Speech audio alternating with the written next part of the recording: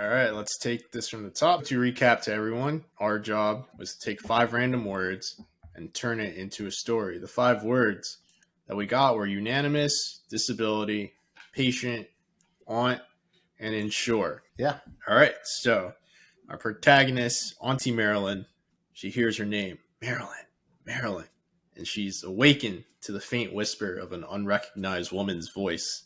She looks over, sees her husband's snoring and sleeping there peacefully, but there's no one by her. She brushes it off, thinks it's like a dream or something, goes back to sleep. Very next day, her niece and nephew, Stanley and Violet, swing by the house to pick up campaign flyers. Her husband, Francis Yates, is running for governor. He's also a very esteemed judge in this county that they live in. And Stanley and Violet are volunteers for his campaign. They're helping him. So they're picking up flyers. They have a chat with them. And then they go about their ways. Now we see Marilyn's alone in her house again. She starts to see really weird things, like curtains that she closed are now opened. She walks around, sees things that are maybe knocked over that weren't knocked over before. And she comes across a trinket.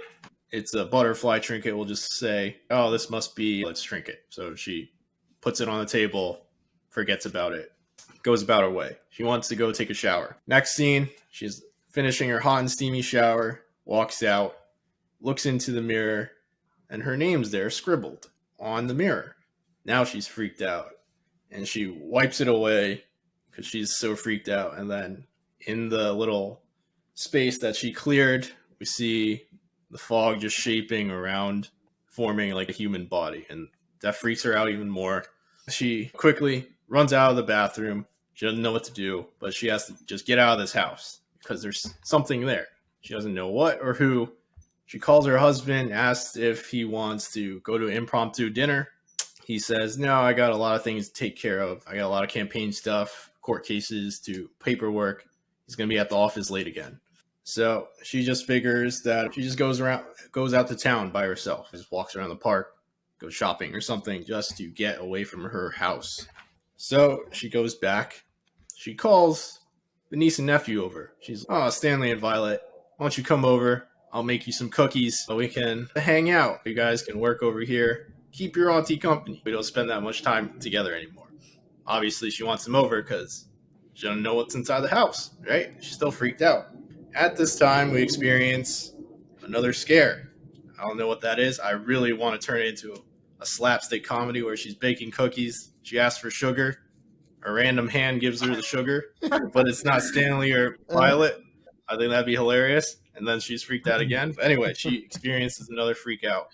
Violet and Stanley kind of experience not the full thing, but also gets exposed to it a bit. So Marilyn, they're really close friends with the head of police in their town.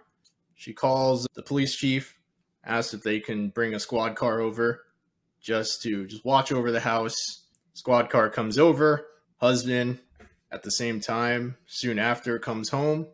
He's like freaking out now, mad at her. He's like, what is the police doing here?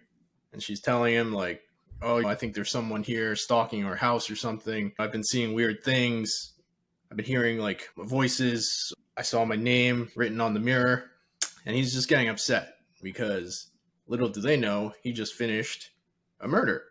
And he's one of those peculiar people where he has to do things exactly the same way every single time. That's his ritual. So they're messing with his post-murder ritual right now. So he's getting really upset.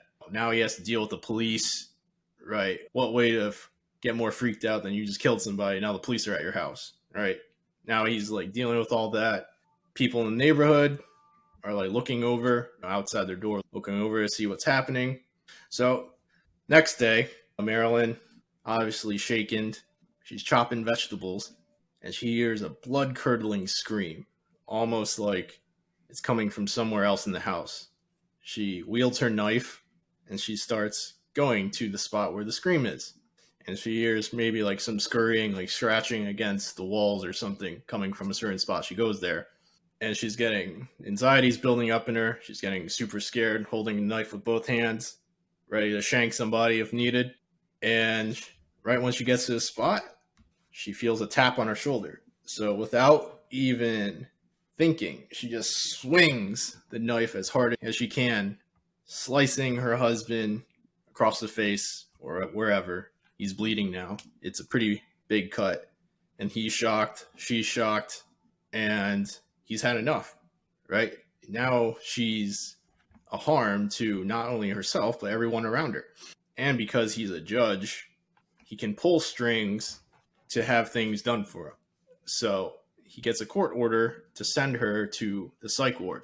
He, against her will, he tells her that it's best for her. Okay, just go checked out, stay at this place. Obviously, the house isn't good for her right now. So he convinces her to stay there, see what's going on, get proper care for a temporary period of time. She's not locked up there forever. So she goes there. And now, Dave. All right. Now what happens to our character? So, Marilyn at the psych ward. At that same night, she has another freak out situation where our spirit, our ghost, is trying to connect with her, but she doesn't know that just yet. She ends up befriending another person, another patient at this psych ward, who's a mischievous, odd character. You don't know whether to trust her or not, but she seems sincere, and she does say that she can hear these voices as well. Problem is we as the audience don't know if she means that she can hear the same voices that our protagonist Marilyn can hear, which are legit, or if she's referring to some other voices going on in her head, because after all, she is in a psych ward. So, one particular day or night, the spirit is able to connect with Marilyn, and through that connection, she's able to show her how she died. By doing this, she reveals the trinket that Marilyn had seen at her house sometime before she was at the psych ward. And she's able to show the whole story of what happened to her. So Marilyn, remembering what she saw at her own house, thinking it was her niece's trinket, has her niece and nephew come to visit. And during that time, they have a discussion about this trinket and about the story that she witnessed. Her niece and nephew meet her with a little bit of apprehension because they're unsure whether to trust what she's saying. However, they did experience some odd things happen in their house. They leave. However, they may not fully believe that she's okay, but out of being good nieces and nephew, they decide to go to the home, or as part of the plan is to go to the home and get the trinket. They go ahead and go to her family home, and as they get the trinket, their uncle ends up pulling up into the driveway. Now they need to escape without him knowing. The front door opens. He comes inside.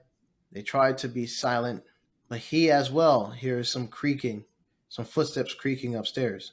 He rushes upstairs. The few of them find a place to hide. He can't find them. Some way, somehow, they slip out. They end up going, after they have the trinket, which corroborates what their aunt has said, they go to the victim's family address to speak with their mother.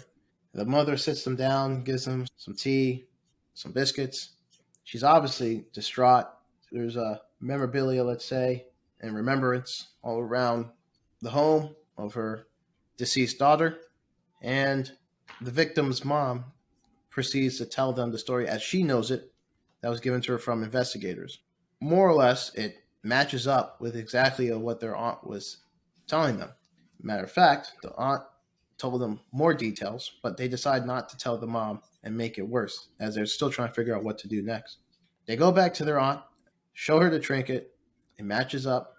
They tell her that they spoke with the mom, and it matches up. They decide they need to get her out of the psych ward. So they break her out. No one knows where she's gone, but they decide it doesn't matter. Their first order of business is to find out where her husband has gone to and to follow him.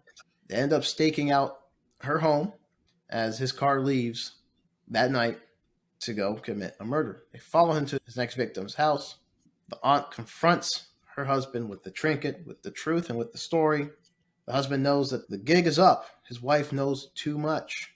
In order to save face, save what he's been working towards, his wife has now become a threat and a danger to his career and his life, or his life as he knows it. What ensues is a battle to the life or death. Our aunt prevails in this, not killing her husband, but able to subdue him in a way that allows the police to come and arrest him. This ends up spreading throughout the town and in newspapers and on local and maybe even national news. a serial killer brought in by his wife after she was told stories from the dead Mhm. to help save other victims, from help save others not become victims. And that's That's right. the end of this horror thriller And a preview story. for the sequel to this. She's sleeping in her bed. The voices have been gone for several weeks now, but then she hears her name again, Oh this no. time from a man, and it ends there.